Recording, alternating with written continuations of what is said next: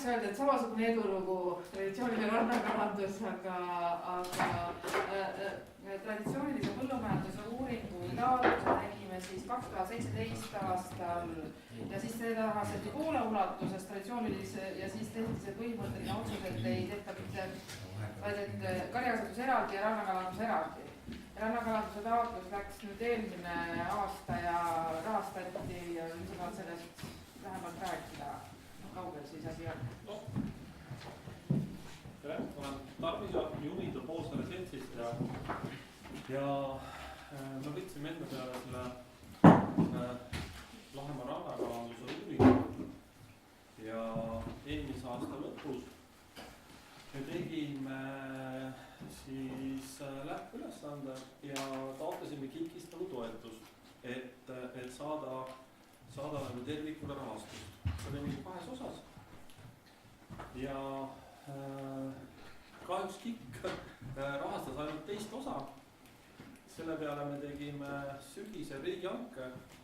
Seal oli 3 huvilist, kahjuks ühtegi pakkumist ei laekunud. Ja tänase päeva seisuga me tegime siis KIK-ile ettepaneku muuta see rahastus ära, nii et me saaksime esimese osale rahastuse, et see sisu oli nagu selline, et esimene osa siis kirjeldab seda olukorda ja teine osa siis määrame nagu need kaitsemeetmed ja mida siis saaks nagu ära teha. Aga see on ala niimoodi, et me taotlesime, et me piltlikult me taotlesime nagu majaehituseks toetust katuselantidega vundamendile. Ja täna ootame siis KIK-ilt vastust, taotlus on tehtud, et nad muudaksid selle ümber ja saaks selle asja edasi. Lühidalt on selline seis. Nii et toetuse pakkuda pole ja midagi näitab täna.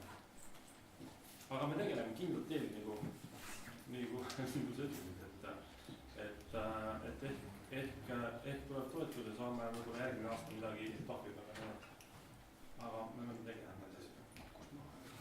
Ja see on nüüd siis Lahemaa rahvuspargi kaitseväärtustest, nii nagu kaitse-eeskirja kohaselt, need on nüüd siis viimane rakendusuuring, mis vajab edasi ära tegemist. Jah, et ega selles mõttes ega ta lihtne ei ole, et kuidas seda rannakalandus nagu ilma kalapüügita nagu teha on jube keeruline. Ja kalakalandus ja kogu see on reguleeritud riiklikult ressursse, eks ju, et kuidas seda nagu üldse võimalik teha, seda see uuring peaks nagu siis võiks välja pakkuda ja kirjeldada siis ära, mida siis tehtud siin, kuidas seda kala püütud on ja millal ja mismoodi ja kõik need asjad. Kui suure osa rannaküladest see hõlmab? Palju te ette võtate? Ma arvan, et me võtame võib-olla 4-5 küla. Ja kogu Lahemaa ulatuses ikka. Eraldi 4-5 küla? No jah, ma arvan, et sarnaselt nii nagu neid huvid on tehtud. Proovime nagu sellised iseloomulikud külad nagu leida. Et rakendusuuringu lähteülesanne sai ju omal ajal koostöökogus koos kokku pandud ja nii ta sinna projekti juurde läks. Et esimene etapp on siis väärtuste kirjeldus ajaloolises plaanis, tüpoloogiliselt 4 iseloomulikku küla ja kogu ajaloo kirjeldus. Teiseks väärtuste seisund praegu ja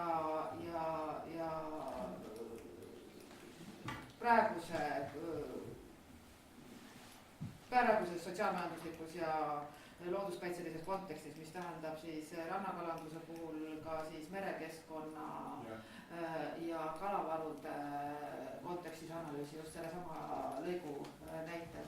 Ja siis kolmandaks need kaitsekorralduslikud meetmed, seda nii õiguslikus, majanduslikus kui siis looduskaitselises aspektis. Pigem see õiguslik on võib-olla kõige keerulisem, see on kõik keeruline. No jah, et kuna on piiratud ressursiga ja need load ja kõik kalavarud on nagu jutumärkides loetud või jagatud, siis tuleb leida selline võimalus, et oleks võimalik seda rannakalandust nagu siis hoida. Aga teiselt poolt pole tegemist, et jalgratas on juba leiutatud, et väikesaarte erisusi ka meie seadusruumis ja Euroopa ja maailma kontekstis on teisi analoogseid juhtumeid, et noh, see ei ole lootusetu. selles mõttes, et ta ei ole lootusetu, et see mõju ei ole nüüd nii väga suur, et hakatakse nagu meeletult nagu kala välja nagu tõmbama. Et pigem see ikkagi on sellise traditsiooni nagu hoidmine. See tähendab seda just, et traditsiooniline rannakalandus kui säärane on kaitse-eesmärk ja see tähendab seda, et on defineeritud, kirjeldatud ja väärtuste seisundile hinnang antud, mida praegu meil tehtud ei ole. Ja just, et materjali väga palju. Praegult on ju küsimus selles, et tulevad uued püügiviisid, mis ei ole kunagi kasutusel olnud ja mis on tunduvalt oma olemuselt efektiivsemad võrreldes traditsiooniliste püügiviisid. Muidugi, seal on palju asja. Siin on need küsimused nagu teiseks on ütleme kalavarude enda oluline. Kaasa arvatud see hüljeste ja saarmaste mõju ja hüljeste saarmaste mõju on kogu aeg olnud. Kus on püügiviisid. Seal on väga palju teemasid, mida peabki siis nagu lahkama ja kirjeldama. Tähendab samas muidugi võime juurde tulla ka külgeküttemine, aga see on asjandus, mis on kunagi inimesed olnud. Muidugi. Mõnes kohas rohkem, mõnes kohas vähem, aga see muidugi on olnud. Seesama metoodika põhi on suhteliselt nagu teiste lahemakultuuripärandi uuringute analoog, nii et siis kui see lahti läheb, et siis saab selle just täpsustada niimoodi. Saab, jah. Nii on. Et proovime midagi ära. Hoiame pöiad siis. Kas küsimus veel, kas meil on nüüd plaan nüüd laiemalt tutvustada seda oma projekti osa, keda te tahate näha selle partnerina? Ma arvan, et me saame seda siis teha, kui meil on KIK-i rahastus olemas. Et me täna ei ole rahastuseni jõudnud. Ütleme siis sellise rahastuseni, mis nagu viiks edasi. Et siin, kui teised projektid on saanud rahastusele jõudnud nagu kuskile, siis me täna ei ole nagu rahastusel sellisel viisil, et me saaks mingit tulemuseni jõuda. Jälle projektipartner teiselt poolt on selles projektis juba kirjeldatud, et teadusharidus valdkond kindlasti on kaasatud, vastavad ala eksperdid, teadlased, siis kohalik kogukond ja keskkond, et noh, see on seesama standard, eks. Nii on, jah. Et me päris nagu osanud mõned natuke on õmme toimetus kogu aeg. Lihtsalt meie ei ole teadlikud, see on täiesti uus asjandus. Ei, see te panite seda projekti kokku 2017, see polegi kaugemale jõudnud. See ongi seesama traditsioonilise põllumajandus, Põlvakülas arutasime, needsamad põhjad kokku läksid, aga siin lihtsalt nagu endiselt. Me oleme natuke ootes olnud, et millalgi kas siis rahastus saame või ei saa ja kui palju saame. Just traditsiooni rannakalandus, eks, mis on nagu kõige. Sellepärast, et praegu tuleks väga viimane aeg tegema. Niivõrd prastelised merejõudes. Me alustasime 1,5 aastat tagasi.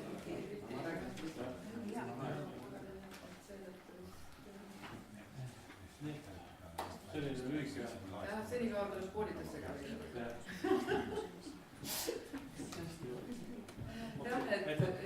Aga nagu see on nüüd teine väga oluline